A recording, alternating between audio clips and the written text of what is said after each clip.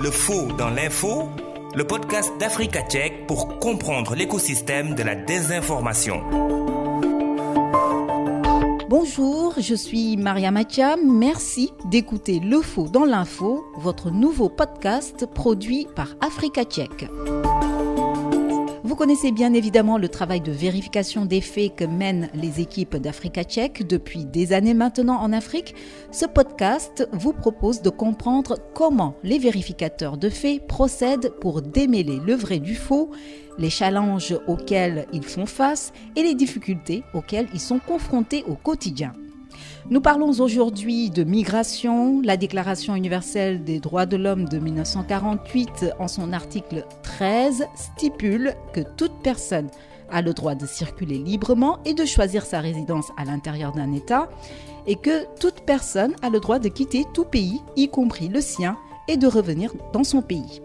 Mais il se trouve que pour des raisons de politique intérieure, chaque pays souverain impose à d'autres des règles d'entrée sur son territoire. Dès lors, la notion de migration irrégulière est aujourd'hui souvent utilisée pour qualifier des personnes vivant illégalement dans un pays.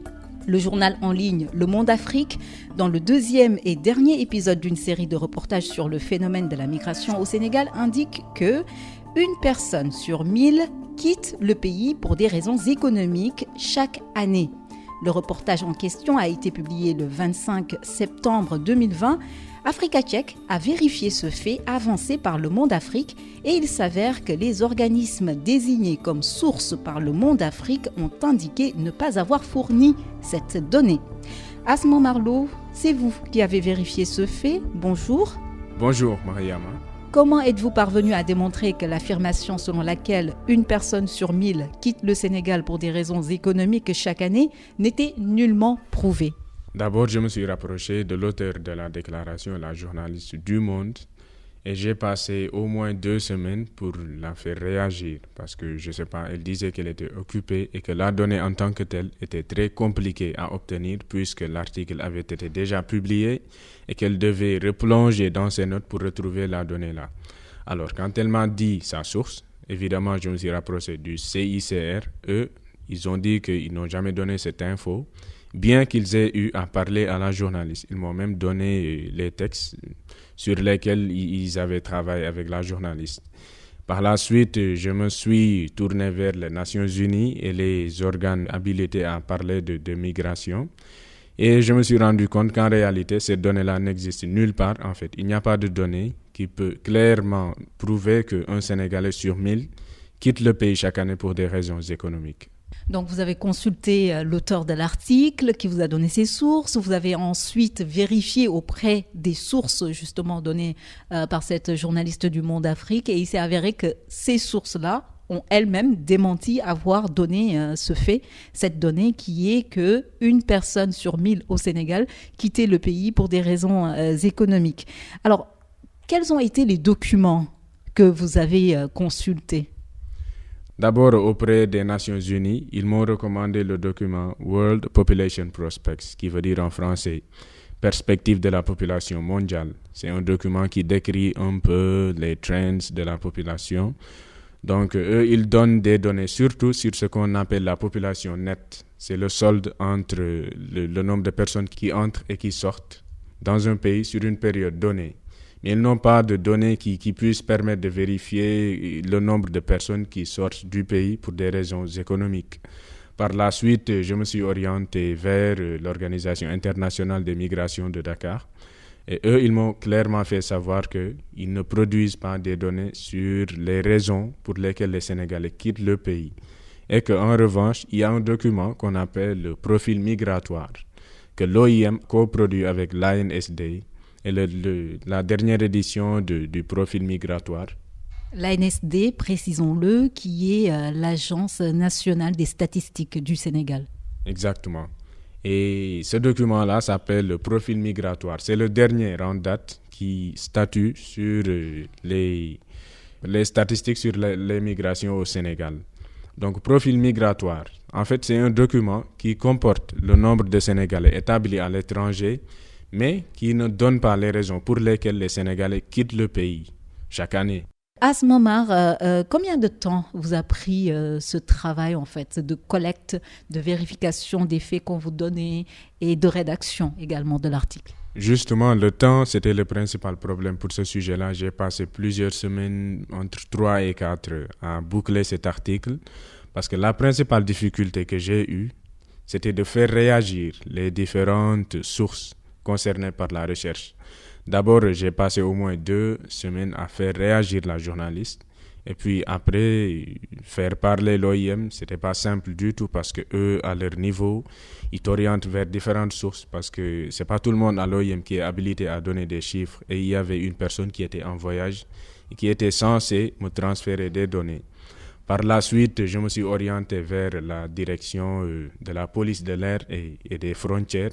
Eux aussi, ils ont pris beaucoup de temps, quand même quelques jours.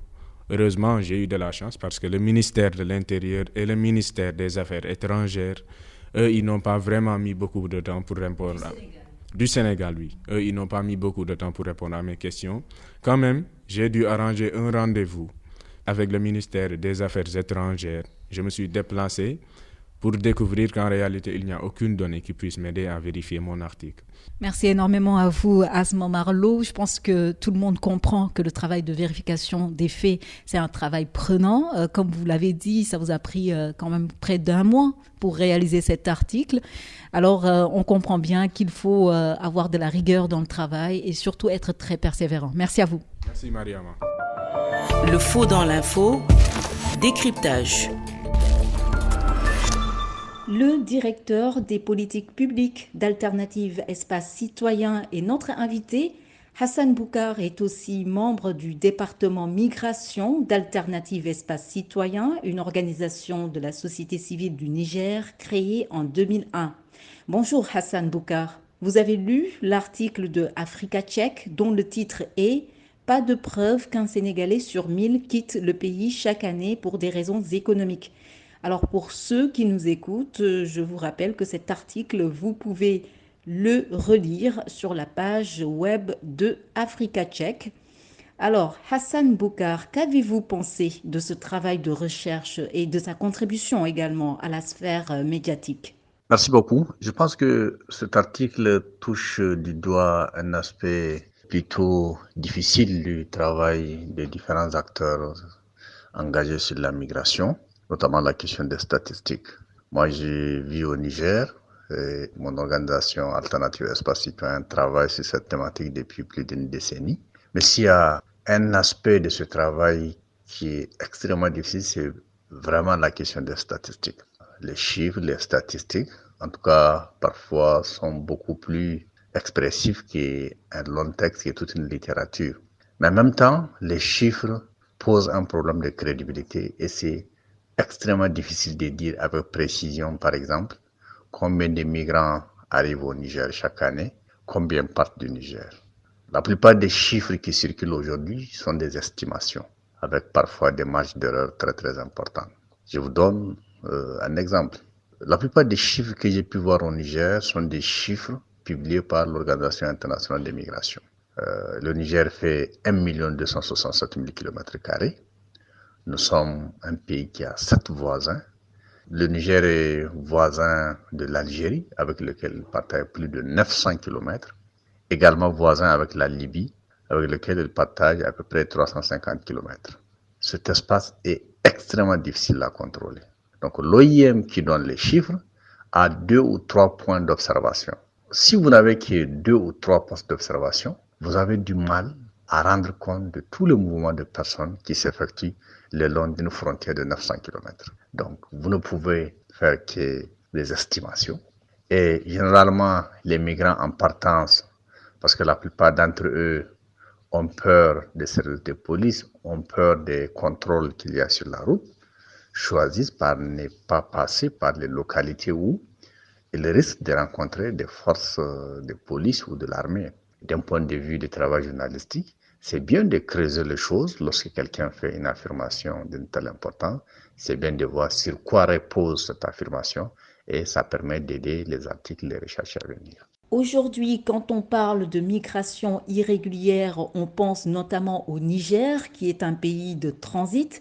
Alors comment est-ce que le Niger gère ce phénomène? Vous avez raison. Ces dernières années, le Niger est devenu un des principaux couloirs de passage des migrants, notamment les ressortissants d'Afrique de l'Ouest, Sénégal, Gambie, Guinée, ou certains qui viennent de l'Afrique centrale, comme le Tchad et le Cameroun.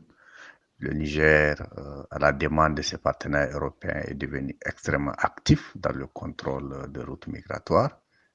Les Européens lui ont fait beaucoup de promesses après le sommet de la Valette, notamment des ressources financières, un accompagnement dans le domaine de la sécurité, le contrôle des frontières, etc.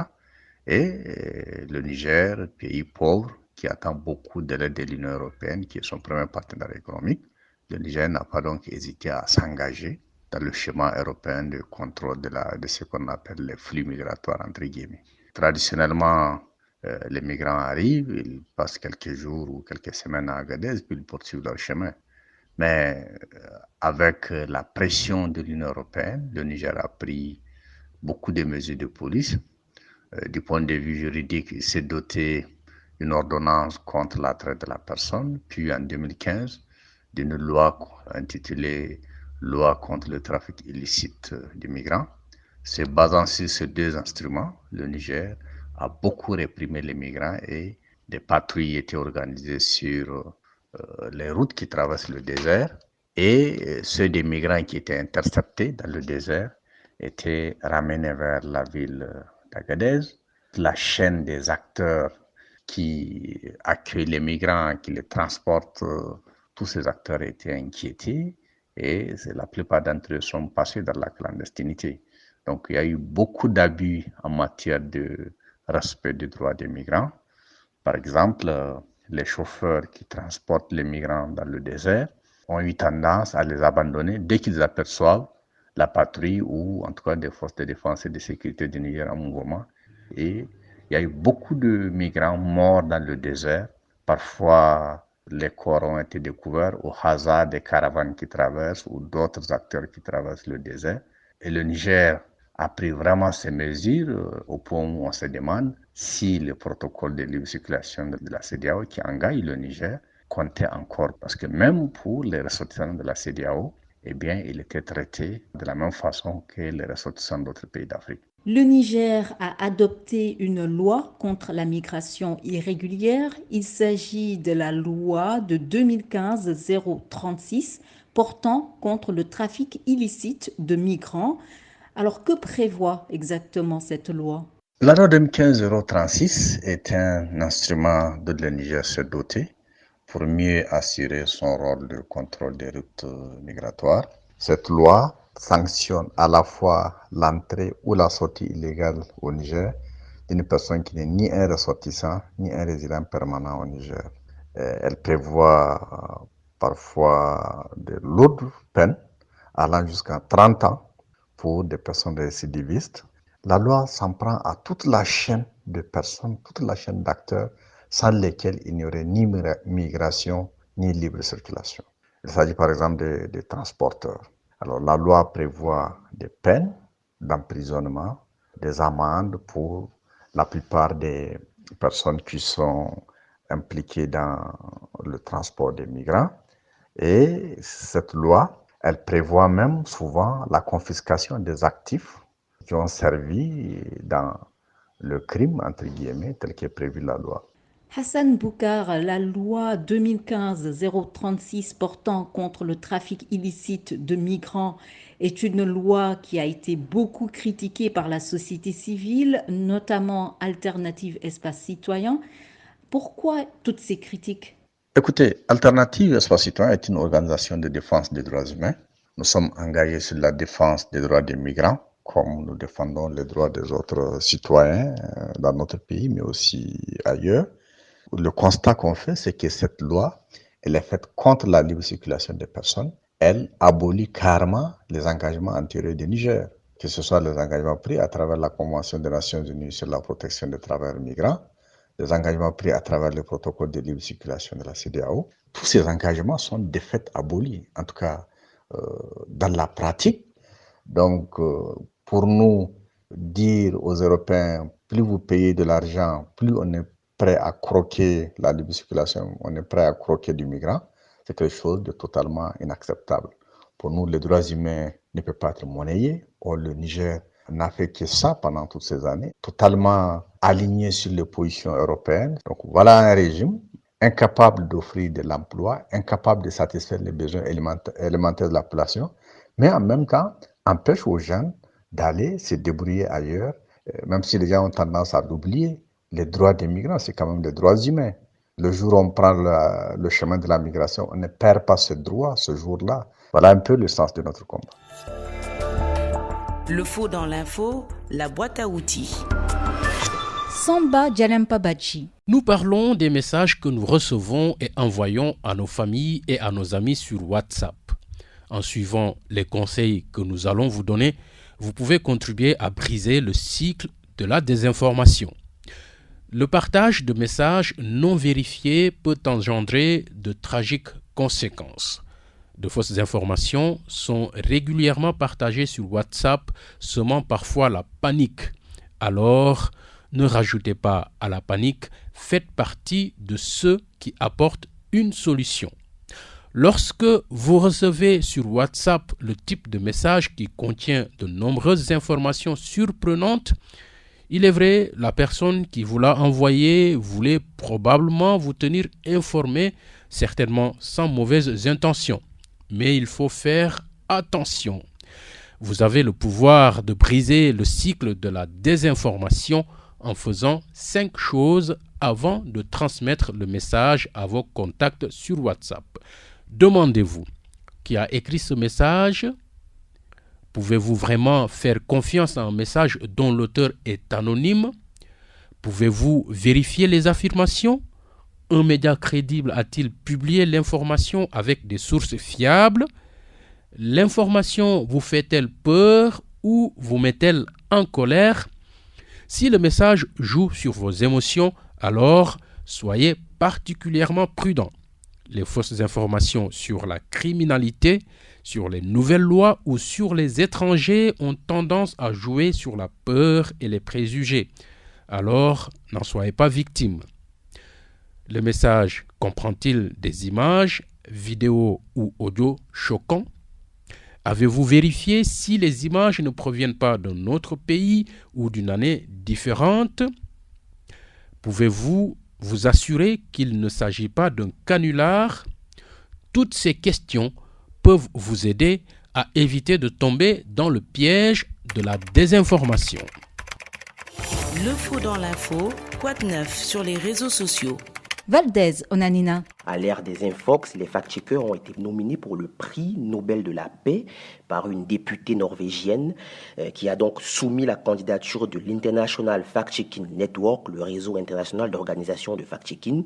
Cette députée a fait ressortir que la première victime d'une guerre, c'est la vérité, relevant aussi la grande importance de combattre les mensonges à notre époque. Depuis sa fondation en 2015, le réseau international d'organisations de fact-checking s'efforce de promouvoir des normes plus élevées en matière de vérification des faits et de plaider pour des informations fiables et précises sur tous les supports. Le réseau international d'organisations de fact-checking a dit accueillir cette nomination avec beaucoup d'honneur et d'humilité, tout en rappelant que celle-ci est loin d'avoir été retenue pour ce prix sans précédent, mais le réseau considère que cette nomination constitue une validation importante du travail des vérificateurs de faits du monde entier qui travaillent souvent sous la menace ou les attaques pour fournir des informations de qualité et combattre des informations souvent délibérées qui polluent la société ou entravent la liberté. Autre information importante dans le cadre de la lutte contre la désinformation, c'est Google. Google qui lance un fonds d'une valeur de 3 millions de dollars afin de lutter contre la désinformation sur les vaccins de la COVID-19. Ce fonds international est ouvert aux organismes de presse de toute taille, reconnus pour leur expertise en fact-checking ou associés à un organisme bénéficiant d'une telle reconnaissance. Ce projet donne la priorité aux projet collaboratif avec une équipe interdisciplinaire capable de mesurer précisément leur succès. Les projets doivent avoir pour but de détecter et de démystifier efficacement les informations erronées sur le processus de vaccination par la COVID-19. Les projets devront aussi montrer qu'ils peuvent servir un large public avec un contenu correctif efficace sur la désinformation concernant le vaccin de la COVID-19.